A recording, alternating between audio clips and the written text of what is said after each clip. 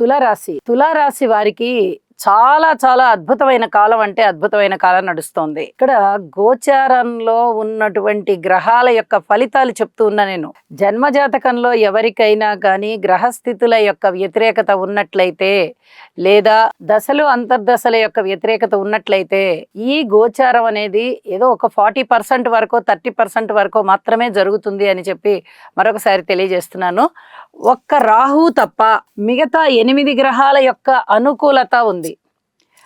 షష్టంలో శనిగారు ఉన్నారు, నవమంలో గురు శుక్రులు ఉన్నారు, దశమంలో రవి గారు ఉన్నారు, బుధుడు ఉన్నారు. రవి బుధ కలయిక, బుధాదిత్య యోగం ఉంది. ఏకాదశంలో చంద్ర కేతు కుజులు ఉన్నారు. అంటే అన్ని స్థానాలు బాగున్నాయి, అన్ని గ్రహాలు బాగున్నాయి, ఒక్క రాహు తప్ప. మరి రాహు పూర్తిగా బాగలేదా అంటే, గురువు గారి యొక్క దృష్టి పడుతూ ఉంది కాబట్టి రాహు కూడా బాగానే ఉన్నారు అని చెప్పాలి.